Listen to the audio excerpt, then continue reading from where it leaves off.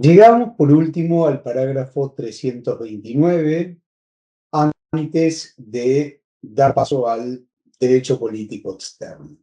Con este parágrafo hay una suerte de cierre parcial de los problemas relativos a la soberanía exterior. Es decir, una vez que Hegel ha mostrado por qué el Estado es individuo, en los parágrafos 321 y 328, precisa quién porta esa individualidad en el frente externo, a saber, el monarca, y le atribuye inmediata y exclusivamente los actos que constituyen a un Estado como sujeto internacional, es decir, comandar las Fuerzas Armadas, mantener relaciones con otros estados por medio de embajadores, concertar la paz, declarar la guerra y celebrar otros tratados. En cierto sentido, Hegel precisa, o de manera cabal, en cierto sentido, como el yo quiero del monarca singulariza la voluntad del organismo hacia adentro y aquí también se convierte en la firma exterior del Estado, es decir, en una rúbrica necesaria para que otros estados lo reconozcan como par en el espacio internacional en ausencia de un prétor por encima de ellos. No es un privilegio personal del monarca, del príncipe, sino la forma exigida por la individualidad estatal para actuar hacia afuera como un todo. Lo decisivo, sin reiterar lo anteriormente comentado, es el equilibrio que Hegel compone entre unidad decisoria y mediación interna. La voluntad soberana, ya lo explicamos, se producen las mediaciones constitucionales, corporaciones, asambleas, publicidad de las deliberaciones, etc., mientras que el monarca o el príncipe aporta la singularidad formal que torna vinculante esa decisión. En el parágrafo 329 se traslada esa arquitectura al plano externo. O sea, la acción internacional necesita una cúspide que decida y asuma la responsabilidad en nombre del todo, pero esa cúspide no es autónoma de la Constitución, sino que es el órgano que exterioriza la voluntad del organismo. Por eso, Hegel concentra la competencia externa en el príncipe sin convertirla en arbitrariedad. La fundamenta en el mismo organicismo que volvía racional la división de poderes hacia adentro. Bueno, creo que eso queda más o menos claro y vemos entonces en el agregado que pone ejemplos y que además asume cierto realismo institucional propio también de la lectura de su tiempo. Primero reconoce que en las constituciones representativas aparece siempre la pregunta de si las asambleas no deberían decidir guerra y paz, ¿no? Hegel concede que conservan influencia, en especial en lo que se refiere a los medios financieros, es decir, la bolsa, la opinión pública, digamos, todo ello cuenta a la hora de tomar esas decisiones, hasta el punto de que, y ahí cito, en Inglaterra no puede mantenerse ninguna guerra impopular, ¿no? Con ello preserva los contrapesos que subrayan la influencia de la publicidad, de la representación, de los mecanismos para el control de recursos, pero a su vez mantiene que el manejo del vínculo con muchos estados es tan delicado que solo puede ser manejado desde la cumbre. La unidad del acto exterior exige para Hegel la concentración en la cúspide y la legitimidad democrática, digamos, modela los medios. Digo democrática, podríamos decir republicana, porque Hegel en sentido estricto no era un demócrata, pero sí yo creo que era un republicano sui generis, ¿no? A lo Hegel.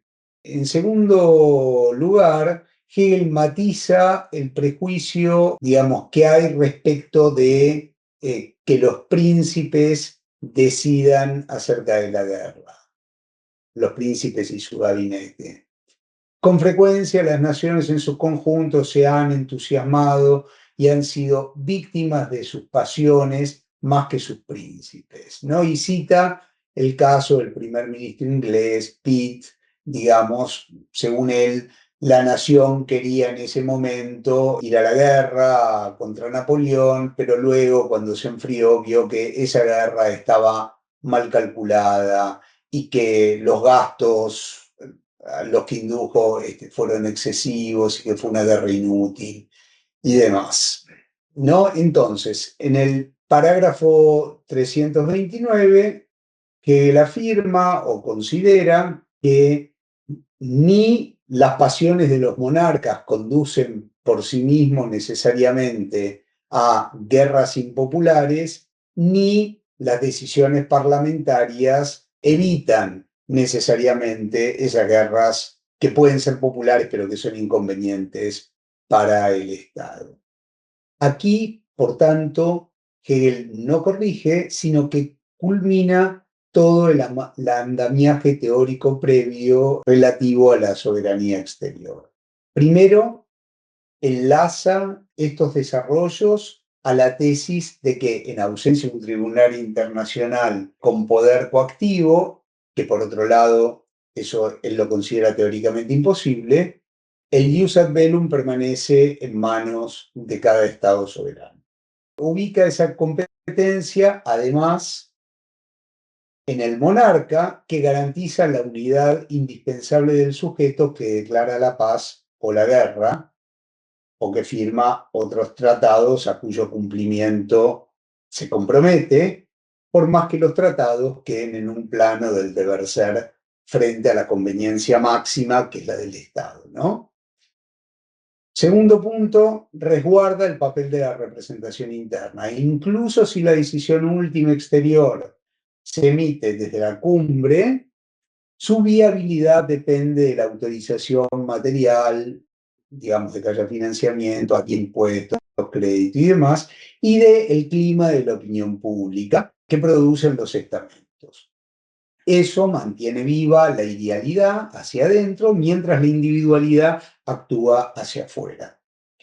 Tercer punto, reconoce el riesgo de las pasiones del pueblo sin idealizar a la representación o a las cámaras. La solución no es plebiscitar la política exterior ni confiarla a los gabinetes cerrados, sino anclar la decisión unitaria en una constitución que la haga responsable ante el organismo. El parágrafo 329 se centra entonces en la personalización institucional de la individualidad del Estado en el frente externo.